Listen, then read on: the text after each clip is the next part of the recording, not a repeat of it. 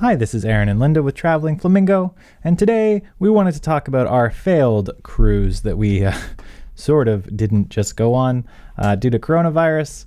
We also wanted to check in with everyone. We know it's a bit of a hard time for a lot of us, and so we wanted to check in and for you to tell your stories in our comments and for us to sort of connect a little bit around all the things going on, and also to hopefully get excited about all of our future plans that we'll be able to go on in the hopefully near future. All of that coming right up.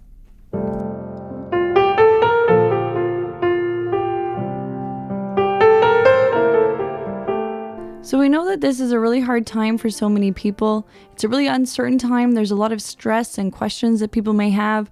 We're worried financially, individually, the global economy, for our health, for our friends and our family. So we do understand that this is a really hard time for a lot of people. And we do want to make sure we give a big thank you out to everybody who is still keeping the world going around. There's a lot of people who are still going to work, driving trucks, grocery store employees, our nurses, doctors, people who are working in restaurants. We do want to give a big thank you to you guys for everything that you're still doing to help keep all of us healthy and nourished. And we do really appreciate that. So thank you so much for everybody who's still out there working. And we are hoping that share our little story of our sort of failed vacation we tried to have and bring a little bit of humor to everybody's day. We also want to get a discussion going, hearing about you guys, what happened for your trips or potential trips, and maybe trips that you're looking forward to. Yeah, as Linda said, a big thank you to everybody who's helping to keep things going in this difficult time. It is very stressful for a lot of people trying to sort out how to work from home and balance, kids and family and everything else going on at the same time. So we did want to recognize that, and then we wanted to jump into our story and hopefully add a bit of levity, and hopefully some people can empathize with trying to plan a trip during a pandemic. So a bit of background on Linda and I. We generally travel during the summer and March break, and that's due to our careers. So we don't really have that many options to travel. So a lot of the time, again, it's just during the March break in the summer. At this point, when we planned all this, my mother was going to be in Florida, and we were going to meet with her after a cruise. So we booked a 6-day cruise. We were going with a cruise line we'd not done before. And given our love of Disney, we thought we would try a Disney cruise. So we had booked the Disney Magic, and that was leaving from Miami. It was going to go to Cozumel, and we got a lot of feedback on Cozumel on one of our videos. And so we thought we would revisit it and do some of the suggestions that people had asked about. And then we're going to go to Disney's Castaway Cay, which we'd never been to and heard so many good things about. So this was the original plan. So for people who know Aaron and I, when he says plan, that is thoroughly planning, researching, watching multiple videos about cruises, what hotels we're staying at, comparing prices, what car rental. It was thoroughly researched. We'd watched and commented on a lot of people's videos, like I'm sure many of you guys do. So excited and looking forward to this was an understatement. So a week before we were supposed to depart, I was in Vancouver for work. So there's a 3-hour time change between Toronto and Vancouver. And so all of this played out while I was away and while Linda was at home. So we found out about this coronavirus thing going on. I had already got to Vancouver. We were a little concerned about it. I had hand sanitizer and stuff, but it wasn't a huge issue at this point. We had previously debated canceling the cruise, but we decided not to, and we were going to go forward with it. However, on Wednesday, things had just gotten worse and worse, and we had heard about, different cruises that were having these issues. This, I think, was the second or third one, and cruises wound up being, at least in Canada, what they call a level 3 place, and they had said, don't go to these places that are level 3, and that was all the major epicenters. So we decided to be a bit safe. Because of our jobs as well, we wanted to be safe, so we canceled our cruise. But we thought, hey, why don't we try Disney World? It's still going to be open. We're already flying out to Florida. We're still going to meet my mom there, so maybe that's a better thing to do. So we decided, we rebooked. I looked online. It was very expensive. And so we used a service that we hadn't used before, or that we used one time before, dvcrequest.com, which is David's Vacation Club Rentals, who lets you use DVC points. And it's a fellow Canadian company, so we thought, hey, why don't we do that? We've done it once before, and it worked out really well and for a great price. So we decided to book with Animal Kingdom. However, you could only book 48 hours ahead. So we went onto Disney's website. We booked Wilderness Lodge for the first 2 days, and then we were going to transfer to Animal Kingdom Lodge, and we were going to go from there. So this was the plan that we had. We did that once we canceled on Wednesday. I was flying back on Thursday. It was a late night flight, and it's about a 5-hour flight from Vancouver, about 4-hour flight from Vancouver. So I came back at about midnight, maybe 1 a.m., and then went to bed. So we then woke up to a bunch of people telling us Disney World was closing.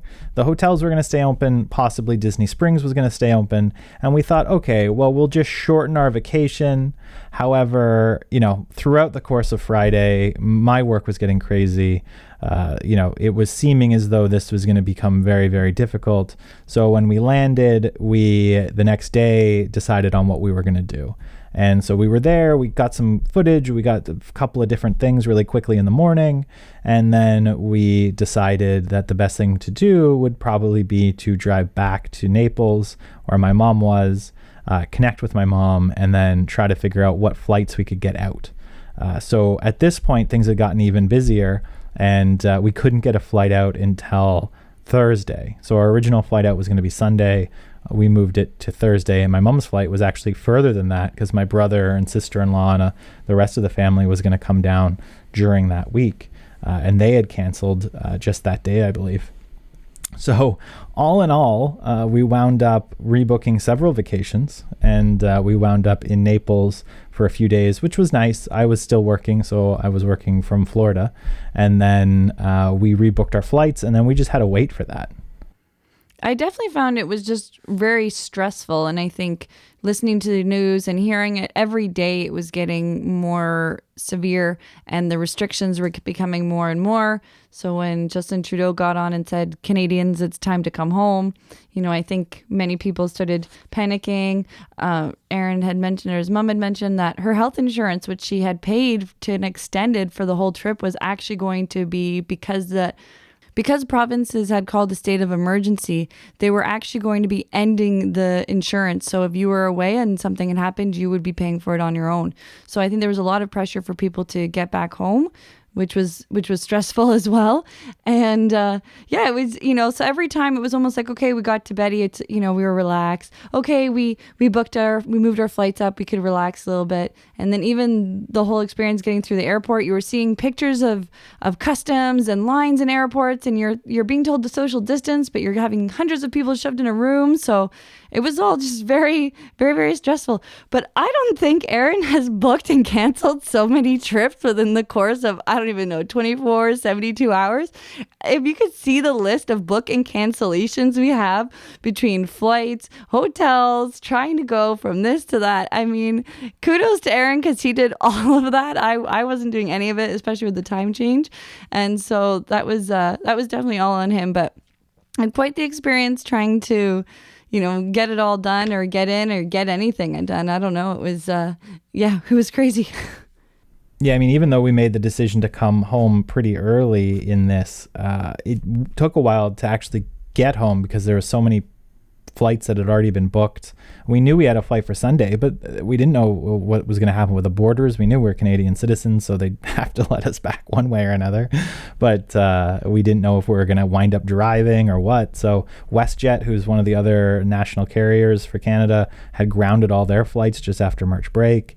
Air Canada, we didn't know what was going to happen there. On our flight back, it actually was a rescue flight, so there was no in-flight food. You could get water. There was no coffee or anything, but it was what they called a rescue flight, which was the first time I've been on a rescue flight from America to Canada. First time I've been on a rescue flight, period, but not exactly the place you expect to be on one. So it was all really a very big adventure. Yeah, we're not complaining about our adventure as much as we're hoping that there's some humor in it. Maybe some people can relate to our little adventure that we had. And we know that there are so many more stories out there, and we really do hope that you guys will share them with us. And we know there are still some people trying to find their way home, which is, that is, when you're in this, it is very scary and stressful. So my thoughts and prayers are out to all the people who are still trying to get home or have family. But if you do have a story, we'd love to hear it. I know we've had some comments on other videos, people worried that They have cruises coming up in the next 2 to 3 weeks, and they're concerned if they cancel it, that they only get the credit, and they've got money tied up in the cruise that they sort of might want right now. So, there's definitely a lot of stories out there around the travel industry who's been hit pretty hard by this. Yeah, so we'd love to know what's changing in your travel itineraries coming up. What are you sort of concerned about? What are your plans for travel? Obviously, we wanted to give our comment section as an opportunity for you to get whatever you need off your chest, to sort of yell into the void that is the internet about your story or your concerns, or what's going on in your world right now. We are looking forward to the summer. We do have a Carnival cruise booked and hopefully a rescheduled Disney cruise, but who knows about that right now. And just a reminder, we're all in this together. Nobody out there, we're not on our own. So make sure you check in with your loved ones and your friends using FaceTime or Zoom, whatever it is, to connect with people. And if you're able to, donating to foundations like the Food Bank, because we are in this together and we do want to try and support each other as much as we can. So thanks again for watching. We hope you got some entertainment in this, and we've got some more of our regular content coming up soon. So thanks again for watching and supporting us. We really appreciate you taking your time. Happy travels.